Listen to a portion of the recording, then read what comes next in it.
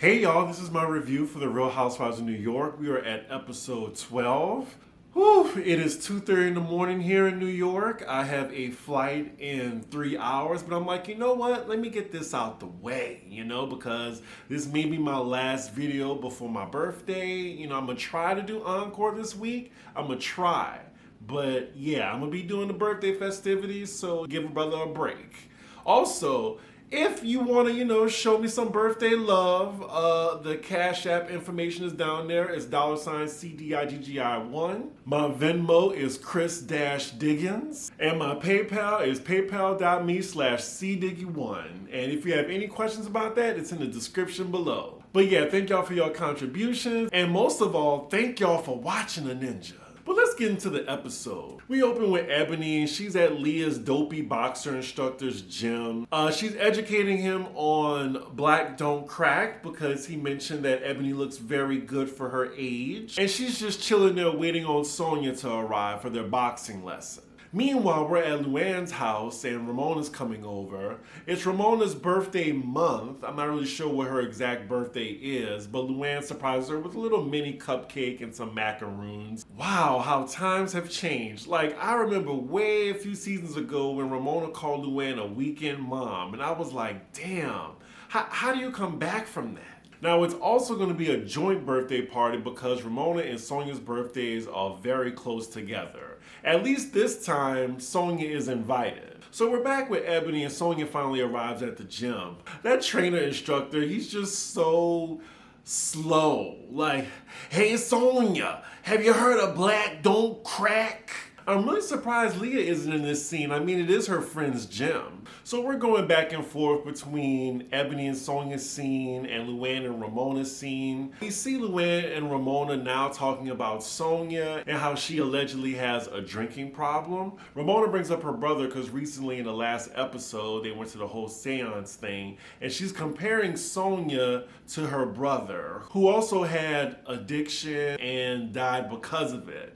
And then we have Luann, who keeps bringing up her arrest. Like, every single episode, but I got arrested. I mean, honestly, if Luann wasn't white, she would definitely still be in jail right now. We see Sonia discussing her father to Ebony and the trainer guy. It's pretty hard to take Sonia seriously right now with the pigtails in her head. But the boxer guy tries to cheer Sonia up and tries to really encourage her.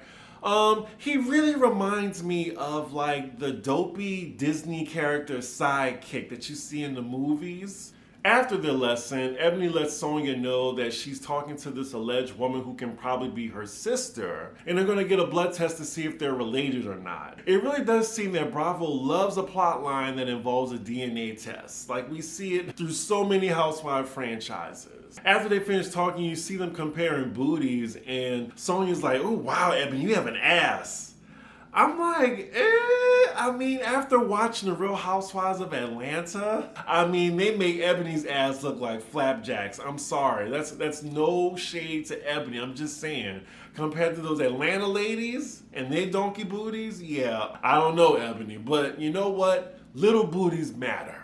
We're back with Luann talking to Ramona, and she tells her that she's organizing a Christmas song that she's doing for charity, and she wants to invite all the ladies to sing on it. Next scene, we're at Ebony's, and she's talking to the lady on FaceTime who could be her sister.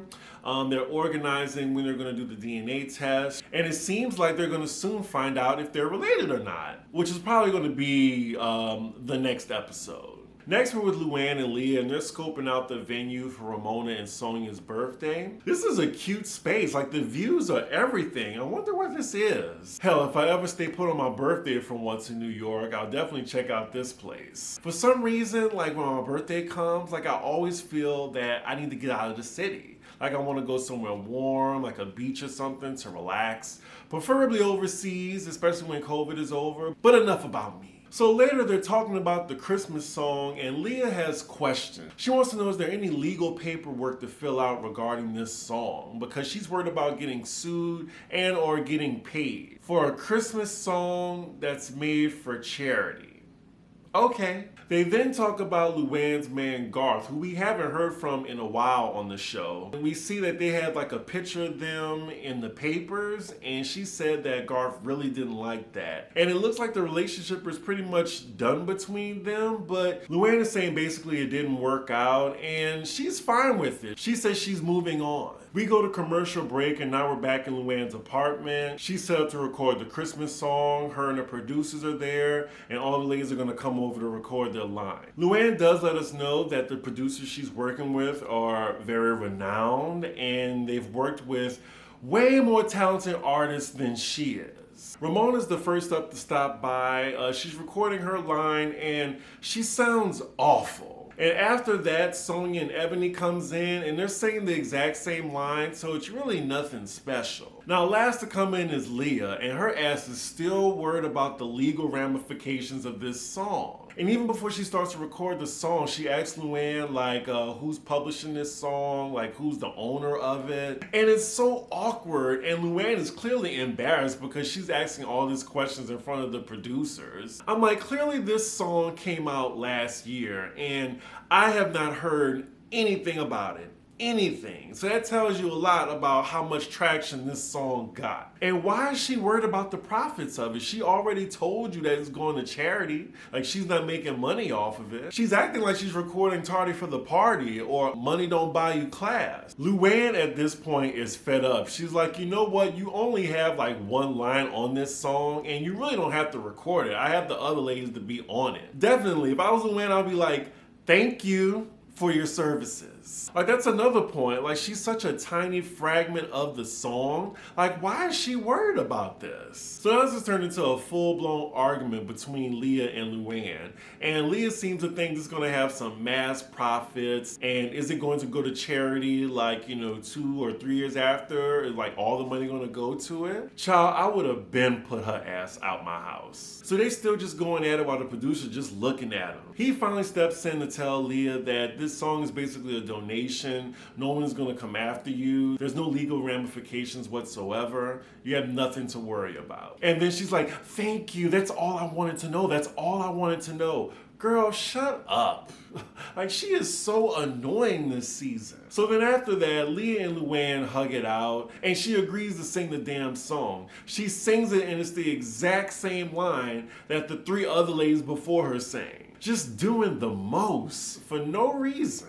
So next scene, it's the night of Ramona and Sonia's birthday party. We see that Bershawn got the invite, so it seems like she has a second chance with all the other ladies. Everyone else starts to arrive, and then we see the nude model from the Hamptons episode. And then there's another model I'm thinking that Luann knows that she introduced to the other ladies. Shady Producers has him titled as a clothed model. And then we see another young guy that was linked to Ramona from last season.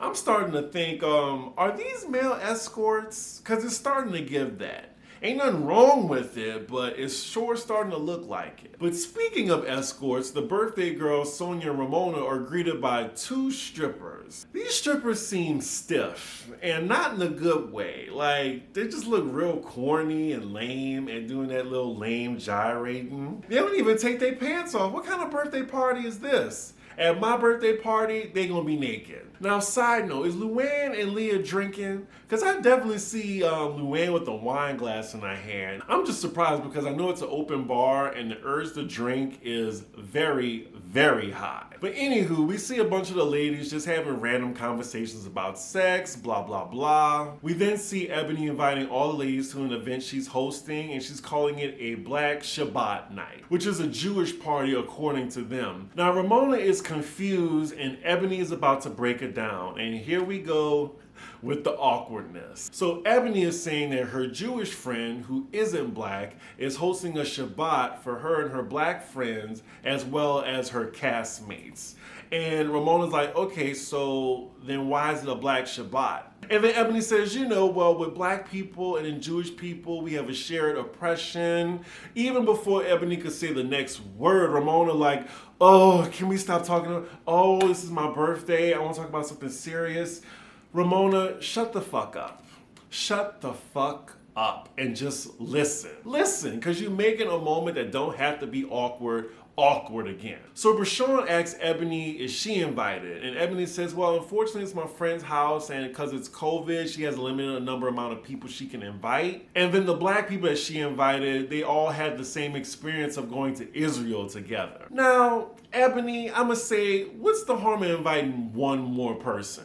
One more person, and then it's another black cast member too. I think if she really wanted to, she could have accommodated Brashon, because that was pretty awkward telling her she just can't come. Thankfully, Brashon isn't offended. She even throws a little shade in her confessional saying, well, after Harlem night, I could skip another night of a school lesson. Later, we see Leah discussing with the ladies that damn Christmas song again, just wondering like clarity if it's going to charity or not. We see Luann walk up to the situation and ask Leah what's going on. Leah tells her, and it's an argument all over again. Ramona jumps in and says, it doesn't even matter if she makes $1 million off the song or if it's profit. I don't want any of it. She can have it. And Leah's like, well, no, I want a piece of that. Ramona's like, wow, really? And she's defending Luann. Leah's telling Ramona, why are you trying to start an argument with me? You don't want this smoke. Really, Leah? You using that verbiage? You don't want no smoke? Which one of your black friends you learned that from?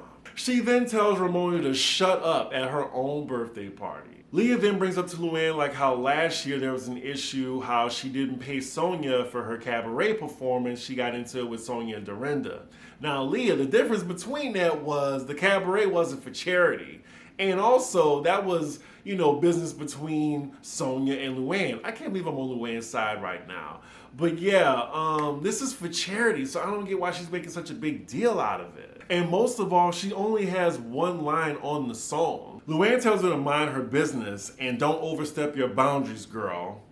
Oh, wow. It's basically Leah versus Ramona and Luann right now. Ramona tries to shade Leah's clothing line, and then Luann, she just gets up and walks away. It's just so crazy because this song is gonna go triple gum rapper, and y'all making all this big fuss over nothing. So now it's time for the big cake reveal for Sonia and Ramona, who was just told to shut up at her own party. And the two cakes that come out, one is a vagina and one is a penis. And guess whose job it was to get the cakes? Leah. I guess. I mean, it's just so predictable that Leah would do that. I'm actually really surprised Ramona was a good sport about it. We see Luann and Leah talking again over cake, and it seems like they've reached an understanding between each other, and Leah's gonna move forward with doing the song as well as the video. I swear, it's World War III at first, and then 5 minutes later, it's all kumbaya, we're good, I love you anyway, let's do this. I can't keep up. So the party is ending, and of course Ramona is one of the first ones to get the hell out. We see her talking to one of the models from earlier. She's making sure that he has her number as well as her address for later. I ain't mad. Ramona might got that wop, you never know. Like, her game is severe, isn't it? I mean, either she got some really good game or she just taking really good care of those male escorts. And that is where the episode ends. Decent episode. Leah is just so annoying this season. For someone who I just enjoyed so much, I even told her on Clubhouse like she was a breath of fresh air last season. She's just doing a terrible sophomore job. I'm really disappointed by that. But anywho, y'all, it's getting late. I have like maybe an hour to sleep. But as always, let me know what y'all think about the video. Make sure y'all like, comment, and subscribe. And I will see y'all for the next episode. And happy birthday to me. 36. 36. All right, y'all. Bye.